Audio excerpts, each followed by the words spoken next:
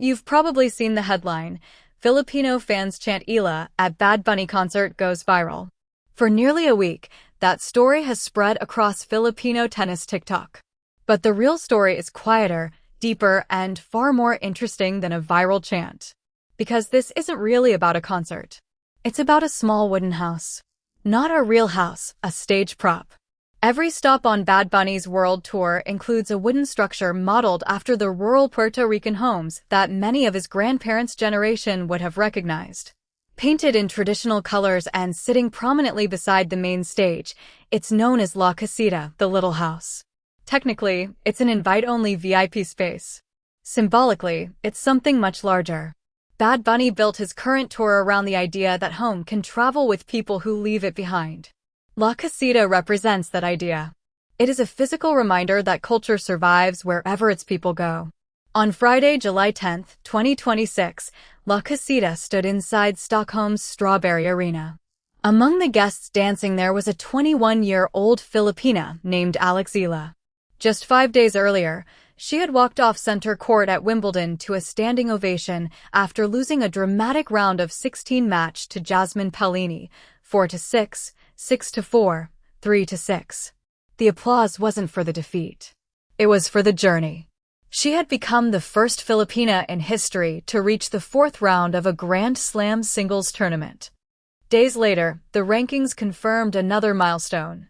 Alex Eala had climbed to world number 28, a new career high, and officially became the highest-ranked Filipino tennis player ever. Those are the numbers. The story lives in everything that happened between them. When footage of Eala dancing inside La Casita surfaced online on July 12th, reactions across Filipino tennis fans were divided. Some questioned whether a player only days removed from a Grand Slam loss should be attending a Bad Bunny concert at all. There has always been a quiet expectation in parts of sports culture that athletes should disappear after defeat, that the proper response to losing is isolation, training, and silence. Others immediately challenged that thinking.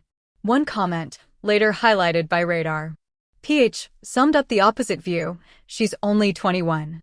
Alex deserves to party once in a while. Don't grow old on the tennis court. Balance is the key. The following days supported that argument. She flew from Stockholm back to Manila the very next morning. 2 days later, she attended a state reception at Malacanang Palace. Her Wimbledon ranking points remained intact. Her career-high ranking arrived. Nothing about spending one evening at a concert cost her anything. If anything, it reminded people of something tennis coverage often forgets. Alex Eala isn't just a tennis project.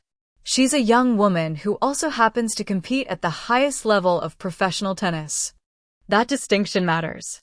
So let's walk through those few remarkable days, not just the headlines, but the ordinary moments that gave them meaning. It begins on July 6th. Center court. Wimbledon. Paolini closes out the deciding set 6-3 after Eala had briefly led 4-3. They shake hands. Eala waves to the crowd. The crowd rises to its feet.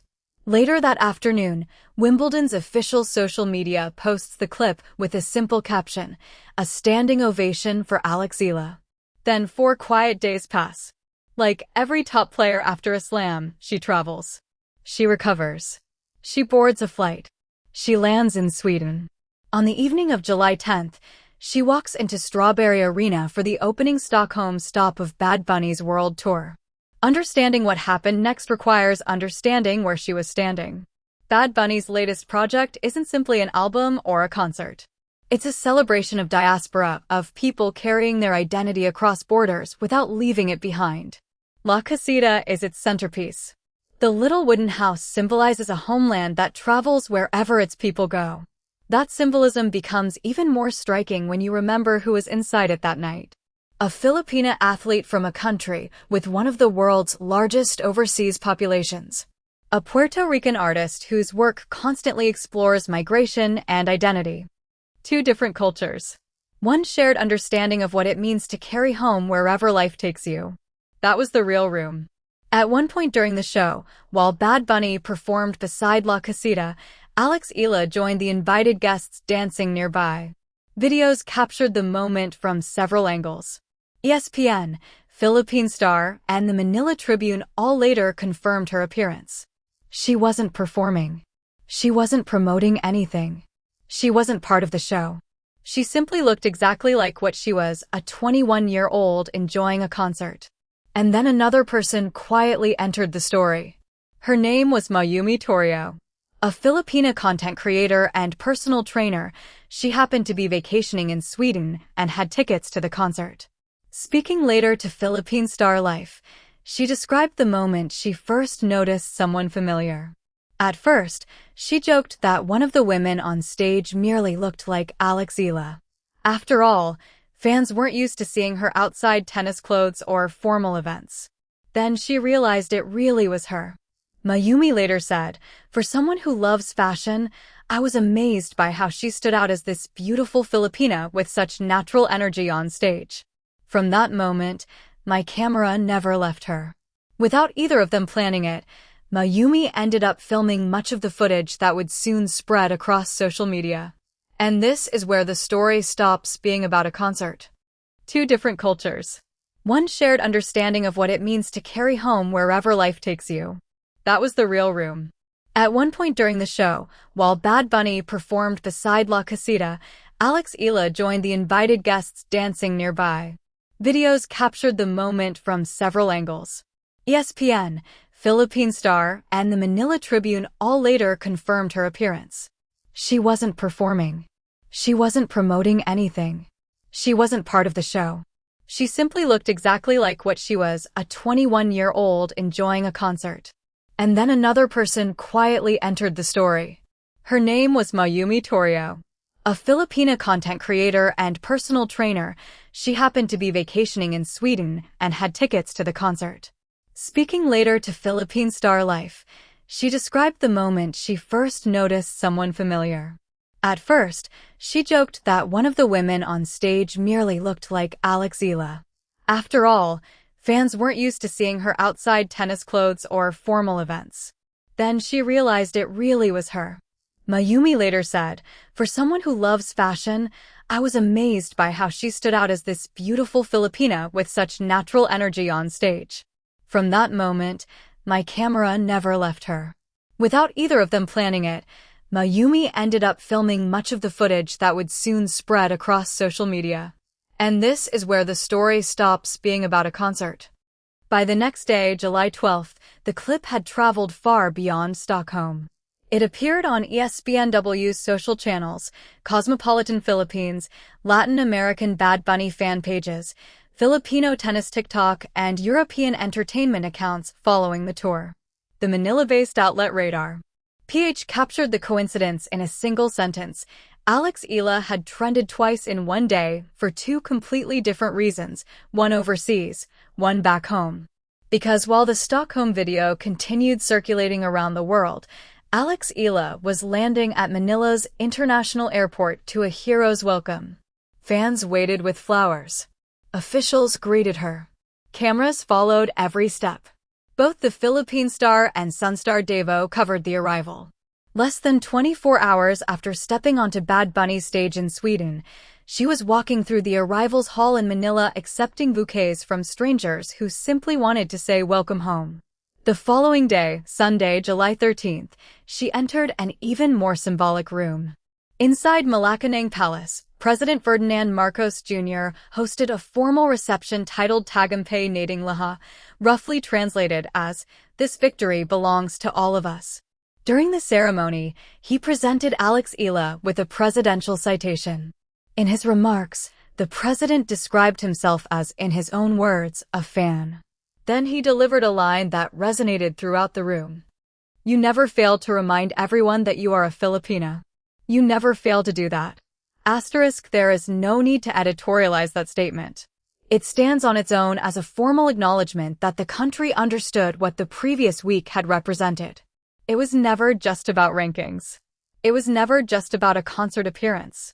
It was about visibility. It was about representation. Yet the voice this story trusts most belongs to Torrio, because Torrio witnessed the moment before it became a headline. Torrio was the one who described the feeling with a single word, *barkada. In her interview with Philippine Star Life, She closed with a sentence that now feels almost like a mission statement. Asterisk, the best content isn't always planned. Sometimes it's simply being ready when the moment happens. Asterisk, that perfectly describes the videographer's role. And, without intending to, it also describes Alex Eala.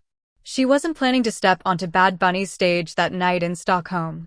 She was simply ready when the moment arrived. Now zoom out, because the story is much bigger than one concert. As world number 28, Alex Eala has become the first Filipino tennis player in history to earn an automatic seeded position for the North American hardcourt swing. That means no qualifying rounds. She receives direct entry and seeding protection into the Canadian Open in Montreal, the Cincinnati Open, and the US Open later this summer. Her Wimbledon run also erased records that had stood for generations. The last Filipino players to reach the third round at Wimbledon were Felicissimo Ampon, Raimundo Darro, and Cesar Carmona between 1948 and 1953. Those marks had stood for 73 years. Alex Eala cleared that ceiling in the span of 2 remarkable weeks. And she's only 21 years old. That matters because whatever ceiling once existed, she is still climbing. She hasn't reached the top of her story yet. Her next confirmed appearance comes at the Mubadala City DC Open, the combined ADP/WTA 500 tournament in Washington, D.C., running from July 27th through August 2nd. The WTA has already listed her in the singles main draw. It will be her first competitive match since Wimbledon, since Stockholm, since Malacaning, since the fan meet at Glorieta on July 15th, where crowds filled every available space behind velvet ropes just to catch a glimpse of her. Then she'll step onto a hard court in Washington. Another first-round match. Another opponent. Another serve. Everything else, the concert, the presidential citation, the airport welcome, the flowers, will be behind her. Which brings us back to the match that started all of this. None of the celebrations erase the reality that she led by a break in the deciding set against Jasmine Paolini before losing the final 3 games.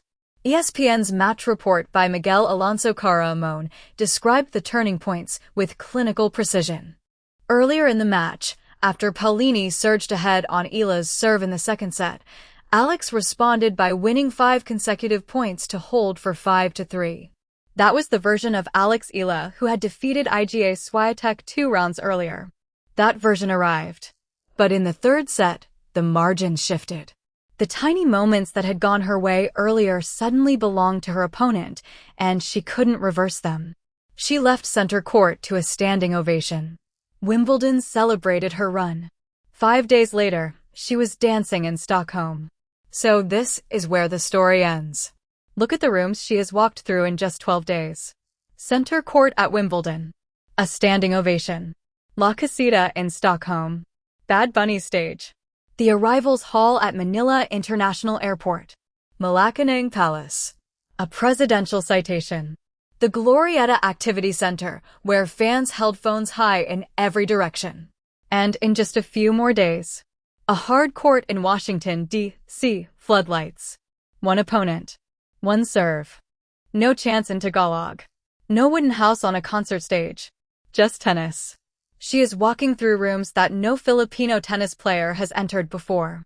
And in every verified account of those moments, she remains exactly the same person. The athlete who privately messaged a stranger just to ask permission to use their footage, speaking not like a celebrity, but like a friend back home. Asterisk Barkada. Asterisk that one word does more work in this story than any ranking ever could.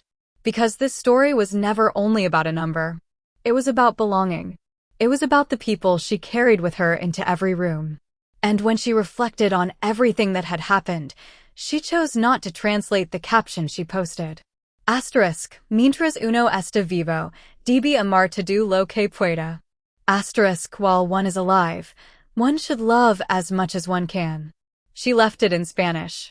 If this is your first time on the channel, we cover the WTA Tour through the lens of the Filipino diaspora, the victories, the defeats, and the weeks like this one, when the story lives not only in the results, but in the rooms. Subscribe for our coverage of the DC Open next week, and let us know in the comments which room from Alex Eala's remarkable week stayed with you the most. We read every comment.